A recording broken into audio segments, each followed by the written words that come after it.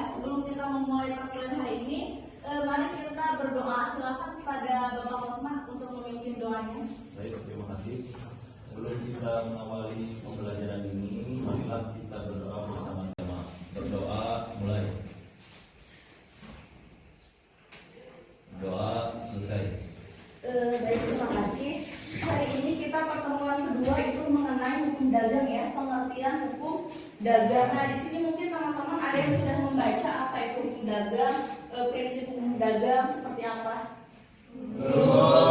Ya. Harusnya nanti sebelum kita mulai pembelajaran, teman-teman silakan membaca dulu ya untuk pertemuan berikutnya ya. Oke, di sini Ibu akan menjelaskan mengenai pengertian hukum dagang ya. Jadi hukum dagang ini merupakan perangkat aturan mengatur aktivitas perdagangan dan transaksi bisnis ya. Jadi hukum dagang ini dia sangat luas ya. Yang pertama dia misalnya ada transaksi dan bisnis. Nah, kalian kalau mau jual beli atau mau berdagang itu kan yang dinamakan itu apa sih, transaksi ya. Nah, ini mengenai hukum dagang. Nah, di sini jadi apa saja sih aspek dari hukum dagang? Yang pertama ini ada kontrak ya. Nah, jadi kontrak ini pun masuk ke dalam hukum dagang ya, karena kontrak itu ada yang pun tidak, kontrak itu apa? Perjanjian. Betul. Nah, ini perjanjian termasuk ke dalam hukum dagang ya. Kenapa termasuk ke dalam hukum dagang? Karena dia ada payung hukumnya ya yang mengatur mengenai kontrak. Yang kedua ada perlindungan konsumen. Seperti apa perlindungan konsumen? Menghindari kerugian. Menghindari kerugian ya. Definisi hukum juga dapat diartikan sebagai penyelesaian sengketa. Karena kan teman-teman nanti boleh baca pada hari ini sudah banyak sekali kasus yang berkaitan dengan hukum dagang ya. Misalnya yang tadi kan penyelesaian sengketa. Selanjutnya agar kita lebih memahami hukum dagang, kita akan menonton video sedikit ya mengenai apa itu hukum dagang. Pengantar hukum dagang.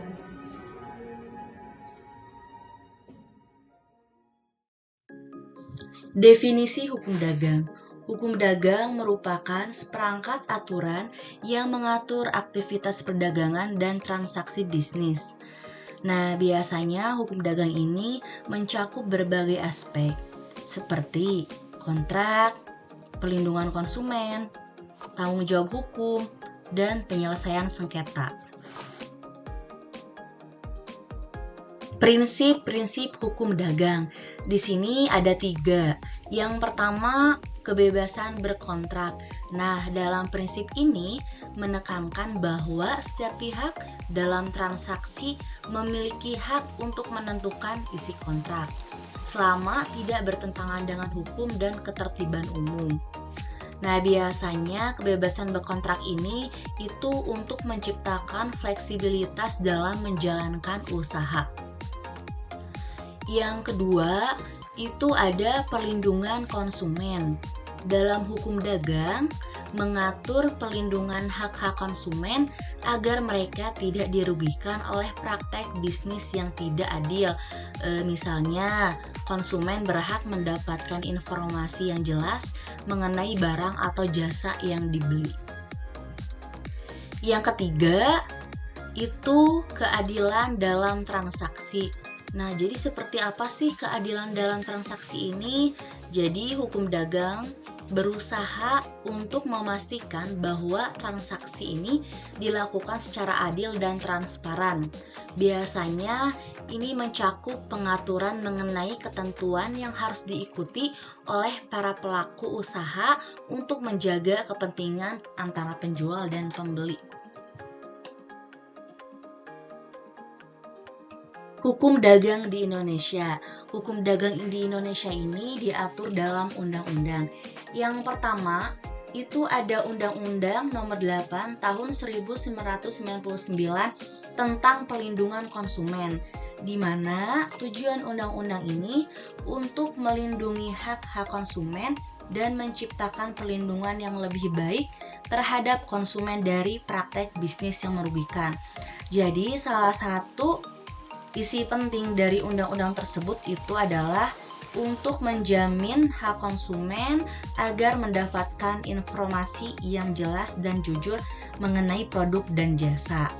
Yang kedua, isi penting dari undang-undang tersebut itu menyediakan mekanisme untuk pengaduan dan penyelesaian sengketa antara konsumen dan pelaku usaha. Yang selanjutnya itu ada Undang-Undang Nomor 5 Tahun 1999 tentang larangan praktek monopoli dan persaingan usaha tidak sehat.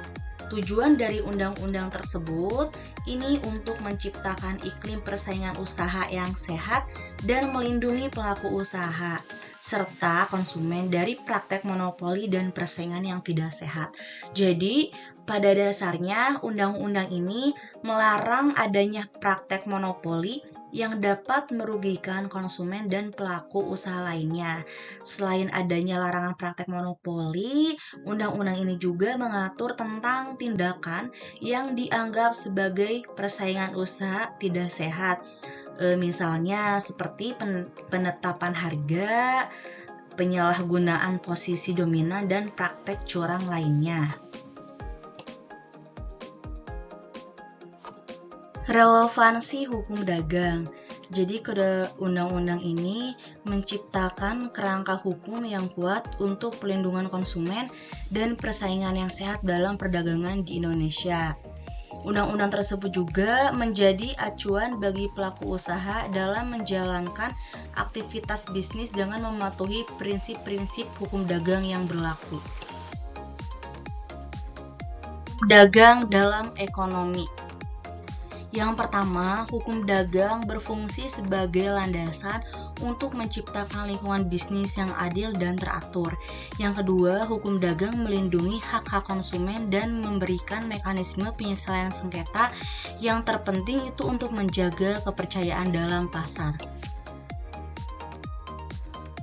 Bentuk-bentuk badan usaha di sini terbagi menjadi 7. Yang pertama itu ada perusahaan perseorangan. Biasanya badan ini didirikan oleh satu orang yang memiliki kewenangan penuh atas kegiatan usaha dan bertanggung jawab pribadi terhadap seluruh modal dan utang perusahaan. Contohnya seperti warung, kelontongan, atau jasa pribadi.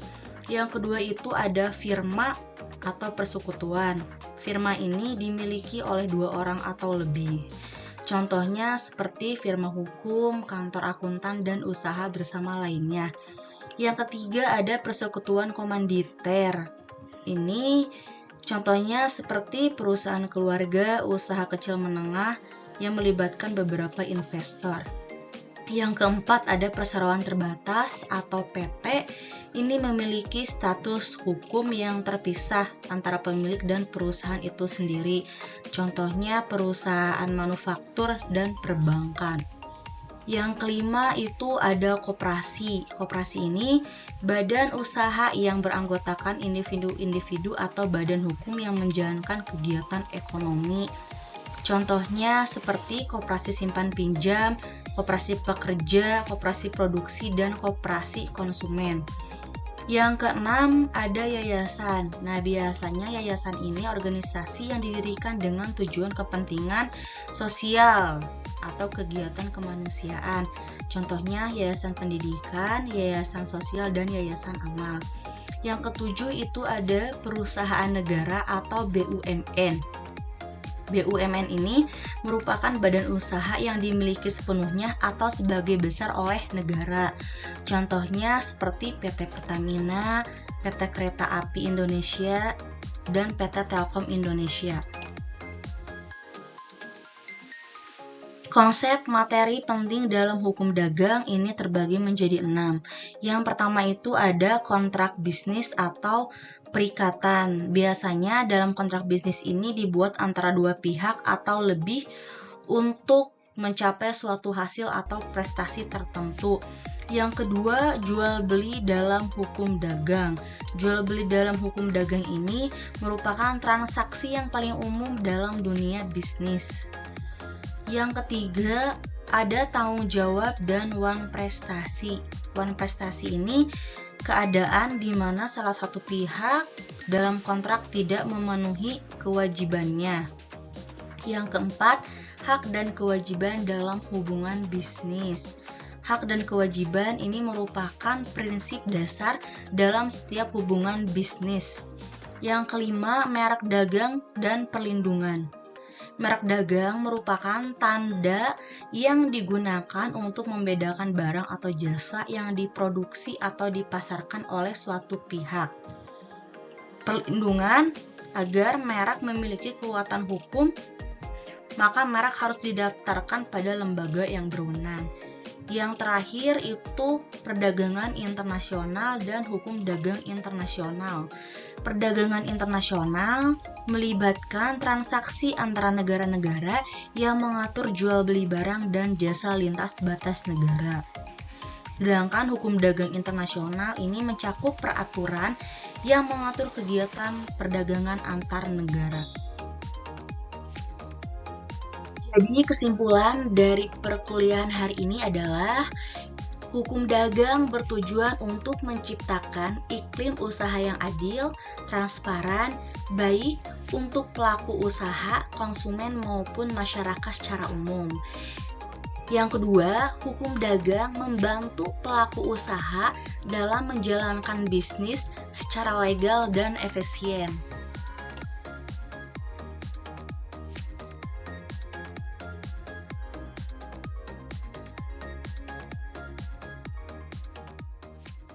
Itu ya beberapa video mengenai hukum dagang. Nah, untuk selanjutnya kita ada sesi tanya jawab. Boleh silakan yang mau bertanya.